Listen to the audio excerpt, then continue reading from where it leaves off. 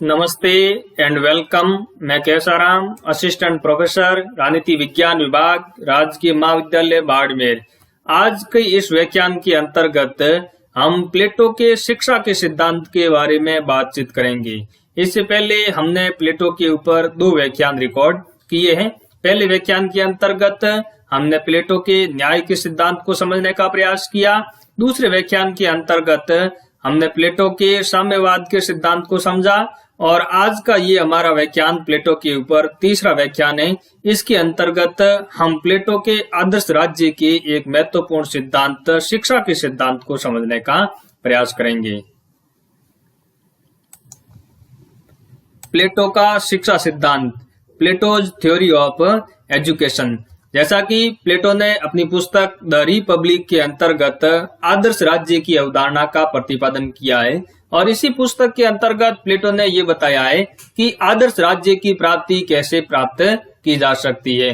तो प्लेटो इस पुस्तक के अंतर्गत 3 महत्वपूर्ण सिद्धांतों का प्रतिपादन करता है: न्याय, साम्यवाद और शिक्षा का सिद्धांत।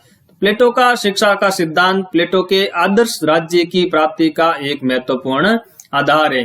प्लेटो कहता है कि विभिन्न वर्गों को न्याय की प्राप्ति के लिए कर्तव्य का ज्ञान तभी होगा जब वे शिक्षित होंगे। तो प्लेटो क्या कह रहा है? प्लेटो कहता है कि एक न्यायपूर्ण आदर्श राज्य की स्थापना तभी की जा सकती है जब उस राज्य के अंतर्गत जो 3 प्रकार के सामाजिक वर्ग है, दार्शनिक वर्ग, सैनिक वर्ग और उत्पादक वर्ग, ये तीनों ही वर्ग अपने अपने जो प्रधान लक्षण है उनके आधार पर कर्तव्यों का पालन करेंगे और एक दूसरे के कार्यों के अंतर्गत हस्तक्षेप नहीं करेंगे।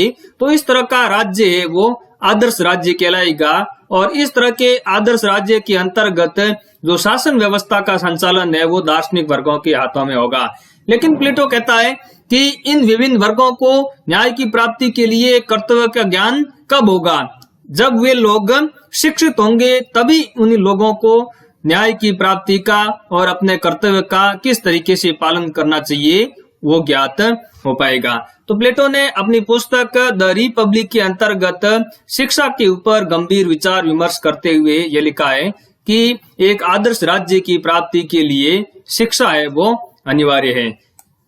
बारकर प्लेटो की शिक्षा व्यवस्था के बारे में लिखते हैं कि प्लेटो की शिक्षा योजना मानसिक रोग को दूर करने की मानसिक औषधि है। बारकर क्या कहता है? बारकर ये कहता है कि प्लेटो की जो शिक्षा की योजना है वो किस रोग को दूर करती है? मानसिक रोग को दूर करती है। किस तरीके से दूर करती है? मानसिक औषधि के माध्यम से दूर करती है। बारकर क्या कह रहा है? बारकर ये कह रहा है कि प्लेटो की जो शिक्षा योजना है उसके अंतर्गत मानसिक विकास पर सबसे ज्यादा जोर दिया गया है ताकि लोगों के अंतर्गत जो अज्ञान फैला हुआ है, जिस तरीके से हम लोग अंधेरे के अंतर्गत रहते हैं, अज्ञानता के दायरे के अंतर्गत रहते हैं, वो शिक्षा के माध्यम से ही दूर किया जा सकता है। शिक्षा के माध्यम से ही अज्ञानता को दूर कर ज्ञान के प्रकाश की ओर बढ़ा जा सकता है। रूसो लिखते हैं कि प्लेटो की जो पुस्तक द रिपब्लिक है यह राजनीति पर लिखी हुई पुस्तक नहीं है बल्कि शिक्षा के ऊपर लिखी हुई आज तक की सर्वोत्कृष्ट पुस्तक है। रूसो की पुस्तक इमाइल, रूसो शिक्षा के ऊपर कौन सी पुस्तक लिखता है? रूसो की शिक्षा के ऊपर पुस्तक है इमाइल। इस इमाइल पुस्तक के अंतर्गत रूसो ने प्लेटो की पुस्तक रिपब्लिक के अंतर्गत जो शिक्षा का सिद्धांत प्रतिपादित किया गया है उसकी प्रशंसा की है और रूसो ये कहता है कि प्लेटो की जो पुस्तक रिपब्लिक है वो ऐसा लगता है कि राजनीति के ऊपर लिखी हुई पुस्तक नहीं है बल्कि शिक्षा के ऊपर लिखी हुई सर्वोत्कृष्ट पुस्तक है, यानी सर्वोच्च पुस्तक है, बहुत ही अच्छी पुस्तक है। तो रूसो ने प्लेटो की द रिपब्लिक पुस्तक के अंतर्गत जो शिक्षा का सिद्धांत दिया गया है उसकी बहुत ही ज्यादा प्रशंसा की है। अब हम ये समझेंगे कि प्लेटो जिस समय द रिपब्लिक की रचना कर रहा था और रिपब्लिक के अंतर्गत उसने आदर्श राज्य की अवधारणा दी और आदर्श राज्य की प्राप्ति के लिए वह शिक्षा के ऊपर बल देता है। तो प्लेटो के समय तत्कालीन यूनान की शिक्षा पद्धति किस तरह की थी और तत्कालीन यूनान की शिक्षा पद्धति ने प्लेटो को किस तरीके से प्रभावित किया। तो तो प्लेटो के समय तत्कालीन यूनान के अंतर्गत दो महत्वपूर्ण नगर राज्य थे, एक एथेंस और दूसरा स्पार्टा। तो दो तरह की शिक्षा पद्धति ही प्रचलित थी, एक एथेंस की शिक्षा पद्धति और दूसरी स्पार्टा की शिक्षा पद्धति। एथेंस के अंतर्गत जिस तरह की शिक्षा पद्धति थी वहां पर मानसिकता के विकास पर बल दिया जाता था, जबकि स्पार्टा की जो शिक्षा पद्धति थी वहां पर शारीरिक विकास के ऊपर बल दिया जाता था। एथेंस की शिक्षा पद्धति के अंतर्गत एथेंस की जो शिक्षा व्यवस्था थी वहां पर शिक्षा देना परिवार का कर्तव्य माना जाता था। यहाँ पर राज्य नियंत्रित शिक्षा का अभाव था, राज्य शिक्षा का कोई प्रबंध नहीं करता था। यानी एथेंस के अंतर्गत किस तरह की शिक्षा थी? एथेंस के अंतर्गत ये माना जाता था कि शिक्षा देना किसका कर्तव्य है? शिक्षा देना परिवार का कर्तव्य है। राज्य के द्वारा किसी प्रकार की कोई शिक्षा नहीं दी जाती थी, राज्य के द्वारा किसी प्रकार के विद्यालय या महाविद्यालय स्थापित नहीं किए जाते थे। तो एथेंस के अंतर्गत राज्य नियंत्रित शिक्षा का अभाव था। दूसरी तरफ जो स्पार्टा का राज्य है, स्पार्टा के अंतर्गत जो शिक्षा पद्धति थी वह राज्य नियंत्रित शिक्षा पद्धति थी। यहाँ पर कठोर सैनिक प्रशिक्षण दिया जाता था, महिलाओं के लिए शारीरिक शिक्षा अनिवार्य थी ताकि हष्टपुष्ट एवं बलवान संतान है वो उत्पन्न हो सके। स्पार्टा किस तरह का राज्य था? स्पार्टा एक सैन्य राज्य था, एक तरह का लड़ाकू राज्य था, और यहाँ पर यह माना जाता था कि योद्धा सैनिक उत्पन्न करने के लिए राज्य नियंत्रित शिक्षा हो, और इस तरह की शिक्षा के अंतर्गत कठोर सैनिक प्रशिक्षण दिया जाता था। यानी शारीरिक प्रशिक्षण के ऊपर स्पार्टा के अंतर्गत बहुत ज्यादा बल दिया जाता था। तो एक तरफ एथेंस की शिक्षा पद्धति थी प्लेटो के समय, और दूसरी तरफ स्पार्टा की शिक्षा पद्धति थी। जहां एथेंस के अंतर्गत परिवार का ये कर्तव्य माना जाता था कि शिक्षा कौन दिलाएगा? शिक्षा परिवार दिलाएगा। लेकिन दूसरी तरफ स्पार्टा के अंतर्गत जिस तरह की शिक्षा पद्धति थी वहां ये माना जाता था कि शिक्षा देना किसका कर्तव्य है? शिक्षा देना राज्य का कर्तव्य है।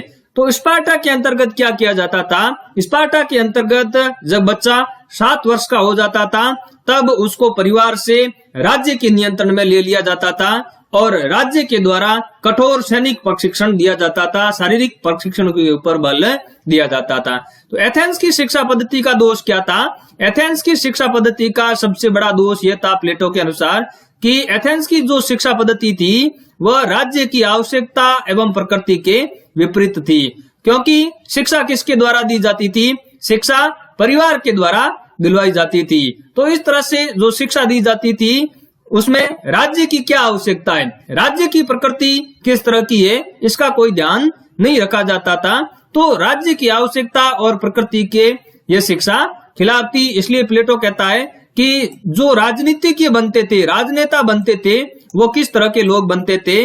वो अज्ञानी लोग बनते थे।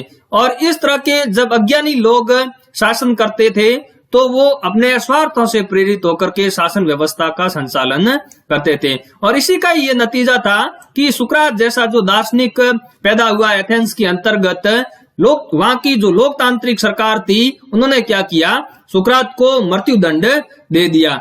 तो प्लेटो यह महसूस करता है कि अगर यहाँ पर दार्शनिक शासक के द्वारा शासन व्यवस्था का संचालन होता तो सुकरात को मृत्यु दंड नहीं दिया जाता, क्योंकि दार्शनिक शासक है वो शिक्षा के महत्व को समझता।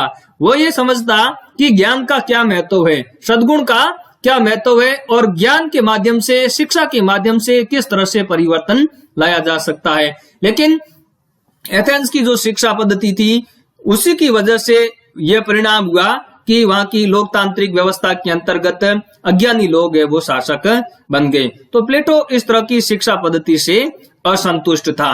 दूसरी तरफ जो स्पार्टा की शिक्षा पद्धति थी, जो राज्य नियंत्रित शिक्षा पद्धति थी, वह प्लेटो के अनुसार राज्य की आवश्यकता के अनुकूल थी, राज्य की प्रकृति के अनुकूल थी। तो इस पद्धति ने प्लेटो के ऊपर गहन प्रभाव डाला। तो प्लेटो ने क्या किया? प्लेटो ने एथेंस और स्पार्टा की जो शिक्षा पद्धति थी, इन दोनों के जो अवगुण थे उनको दूर कर दिया, और इनके जो गुण थे इन दोनों गुणों को अपनाते हुए दोनों शिक्षा पद्धतियों के मध्य तालमेल स्थापित करने का प्रयास किया। और दोनों शिक्षा पद्धतियों, एथेंस की शिक्षा पद्धति जो कि मानसिकता के विकास पर आधारित थी। दूसरी तरफ जो स्पार्टा की शिक्षा पद्धति थी वो शारीरिक प्रशिक्षण के ऊपर आधारित थी। इन दोनों के मध्य सामंजस्य स्थापित करके प्लेटो ने अपना शिक्षा का कार्यक्रम प्रस्तुत किया। अब हम ये समझेंगे कि प्लेटो ने किस तरह की शिक्षा का कार्यक्रम प्रस्तुत किया। प्लेटो अपनी पुस्तक द रिपब्लिक के अंतर्गत शिक्षा को दो भागों के अंतर्गत विभाजित करता है, एक प्रारंभिक शिक्षा और दूसरा उच्च शिक्षा। प्लेटो लिखता है कि प्रारंभिक शिक्षा है यह कब से कब तक होनी चाहिए, यह 6 वर्ष से लेकर के 20 वर्ष की आयु तक होनी चाहिए। तो प्लेटो प्रारंभिक शिक्षा को भी 3 भागों के अंतर्गत विभाजित करता है। पहला जो भाग है वह 6 वर्ष तक के बच्चों के लिए है, फिर दूसरा जो भाग है वो 6 वर्ष से लेकर के 18 वर्ष तक के बच्चों के लिए है, और 18 वर्ष से लेकर के 20 वर्ष तक ये तीसरा भाग है। तो 6 वर्ष तक बच्चों को नैतिक शिक्षा और धार्मिक शिक्षा दी जानी चाहिए, फिर 6 वर्ष से लेकर के 18 वर्ष तक शारीरिक शिक्षा, बौद्धिक शिक्षा, संगीत की शिक्षा, व्यायाम की शिक्षा है वो बच्चों को दी जानी चाहिए, ताकि बच्चों का मानसिक विकास के साथ साथ शारीरिक विकास भी हो सके। प्लेटो कहता है कि 18 वर्ष का जब बच्चा हो जाए तब उसकी पहली परीक्षा ली जानी चाहिए, और इस तरह की परीक्षा के आयोजन के अंतर्गत जो बच्चे असफल हो जाते हैं उन बच्चों को उत्पादक वर्ग के अंतर्गत शामिल कर देना चाहिए। जो बच्चे सफल हो जाते हैं उन बच्चों को आगे की शिक्षा दी जानी चाहिए। तो जो 18 वर्ष की आयु के अंतर्गत पहली परीक्षा होती है उसके अंतर्गत जो बच्चे असफल हो गए उनको उत्पादक वर्ग के अंतर्गत शामिल किया जाएगा, जो बच्चे सफल हो गए उनको आगे की शिक्षा दी जाएगी। फिर जो बच्चे सफल हुए उनको 18 से 20 वर्ष तक शिक्षा दी जाएगी, और 18 से 20 वर्ष तक किस तरह की शिक्षा दी जाएगी, सैनिक शिक्षा दी जाएगी। फिर 20 वर्ष की आयु में दूसरी परीक्षा ली जाएगी, और इस परीक्षा के अंतर्गत प्लेटो के अनुसार जो असफल हो जाएगा उनको सैनिक वर्ग में शामिल कर लिया जाएगा, और जो बच्चे सफल हो जाएंगे उनको आगे की शिक्षा दी जाएगी। तो इस तरीके से प्लेटो का जो प्रारंभिक शिक्षा का चरण है वो 6 वर्ष से लेकर के 20 वर्ष तक के बच्चों के लिए है। दूसरा जो प्लेटो की शिक्षा कार्यक्रम का हिस्सा है वो है उच्च शिक्षा। उच्च शिक्षा कब से कब तक होगी? उच्च शिक्षा 20 वर्ष से चालू होगी और वो आजीवन चलती रहेगी। तो प्लेटो कहता है कि उच्च शिक्षा 20 वर्ष की आयु से 30 वर्ष तक गणित की शिक्षा दी जाएगी, ज्यामिति की शिक्षा दी जाएगी, ज्योतिष की शिक्षा दी जाएगी, नीति शास्त्र की शिक्षा दी जानी चाहिए। अब 30 वर्ष के अंतर्गत फिर परीक्षा ली जाएगी, और इस परीक्षा के अंतर्गत जो विद्यार्थी असफल हो जाएंगे उनको प्रशासन की सामान्य गतिविधियों के अधिकारी वर्ग में शामिल कर लिया जाएगा, और ये जो सामान्य गतिविधियों के अधिकारी और कर्मचारी है ये फिर आगे चल करके शासक वर्ग को सहयोग करेंगे। लेकिन जो सफल हो जाएंगे उनको 30 से 35 वर्ष तक दर्शन शास्त्र की शिक्षा दी जाएगी। फिर 35 से लेकर के 50 वर्ष तक व्यवहारिक अनुभव का मौका दिया जाएगा। यानी प्लेटो ये कहता है कि 30 से लेकर के 35 वर्ष तक तो किसकी शिक्षा दी जानी चाहिए? दर्शन की शिक्षा दी जानी चाहिए। फिर 35 वर्ष से लेकर के 50 वर्ष तक व्यवहारिक अनुभव का प्रशिक्षण लेना चाहिए, क्योंकि 35 वर्ष तक तो जिस तरह का प्रशिक्षण है वह तो सैद्धांतिक प्रशिक्षण है। फिर 35 वर्ष से लेकर के 50 वर्ष तक जिस तरह का प्रशिक्षण है वो किस तरह का प्रशिक्षण है? वो व्यवहारिक प्रशिक्षण है। इसके अंतर्गत जो विद्यार्थी होगा वो समाज के अंतर्गत जाएगा, समाज के कार्यों के बारे में अनुभव करेगा। फिर 50 वर्ष की परीक्षा के अंतर्गत सांसारिक जीवन की एक कठोर परीक्षा का आयोजन किया जाएगा, और इस परीक्षा के अंतर्गत जो सफल होगा उसको क्या बना दिया जाएगा? उसको दार्शनिक राजा बना दिया जाएगा, शासक बना दिया जाएगा, और इसी शासक के द्वारा, इसी दार्शनिक राजा के द्वारा शासन व्यवस्था का संचालन किया जाएगा आदर्श राज्य के अंतर्गत। तो इस तरीके से प्लेटो का जो शिक्षा का मकसद है वो एक दार्शनिक राजा की खोज करना है, आदर्श राज्य के अंतर्गत दार्शनिक राजा का शासन है वो संचालित करना है, ताकि समाज के अंतर्गत परिवर्तन लाया जा सके, जनता के हित के अनुकूल शासन व्यवस्था का संचालन किया जा सके। लेकिन प्लेटो 50 वर्ष की आयु के बाद में शिक्षा व्यवस्था को बंद नहीं करने का सुझाव देता है। प्लेटो कहता है कि 50 वर्ष के बाद में भी अध्ययन है वो जारी रहना चाहिए। 50 वर्ष के बाद में किस तरह के अध्ययन की बात करता है, ये सेल्फ स्टडी की बात करता है, यानी स्वाध्याय करना चाहिए। तो इस तरीके से प्लेटो ये कहता है कि शिक्षा पद्धति ऐसी हो जो कि राज्य के नियंत्रण के अंतर्गत हो। शिक्षा पद्धति इस तरीके की हो जिसके अंतर्गत मानसिक और शारीरिक विकास दोनों पर ही बल दिया जाए। शिक्षा पद्धति इस तरह की हो जो कि आजीवन चलने वाली प्रक्रिया हो, और इसके अंतर्गत प्लेटो का जो मूल मकसद है वो आदर्श राज्य के लक्ष्यों को प्राप्त करना है, एक दार्शनिक राजा की खोज करना है। तो यह था प्लेटो की शिक्षा योजना का कार्यक्रम। अब हम ये देखेंगे कि प्लेटो की जो शिक्षा योजना है उसकी कौन कौन सी विशेषता है। तो पहली विशेषता क्या है? पहली विशेषता यह है कि प्लेटो राज्य नियंत्रित शिक्षा का समर्थन करता है। प्लेटो कहता है कि शिक्षा व्यवस्था है वो हमेशा राज्य के नियंत्रण के अंतर्गत होनी चाहिए। दूसरी जो विशेषता है वो है शारीरिक एवं मानसिक दोनों प्रकार की शिक्षा व्यवस्था के ऊपर प्लेटो बल देता है। तीसरी जो विशेषता है वो यह है कि प्लेटो ये कहता है स्त्री एवं पुरुष दोनों के लिए ही एक समान शिक्षा व्यवस्था होनी चाहिए, जो कि एथेंस के लिए एक नवीन व्यवस्था थी। स्पार्टा के लिए तो ये कोई नवीन व्यवस्था नहीं थी, क्योंकि स्पार्टा के अंतर्गत महिलाओं को भी शारीरिक प्रशिक्षण दिया जाता था, उनको भी शारीरिक शिक्षा दी जाती थी। लेकिन एथेंस के अंतर्गत महिलाओं के लिए किसी तरह की कोई शिक्षा की व्यवस्था नहीं थी। तो प्लेटो ने महिलाओं और पुरुषों दोनों के लिए एक समान शिक्षा व्यवस्था की बात की गई है। इसलिए प्लेटो को यह माना जाता है कि प्लेटो ने यह कहा कि स्त्री और पुरुष दोनों के एक समान अधिकारों की बात की, इसलिए यह कहा जाता है कि प्लेटो फर्स्ट फेमिनिस्ट थिंकर था, प्रथम नारीवादी विद्वान था। हालांकि इस बात पर डिबेट हो सकती है।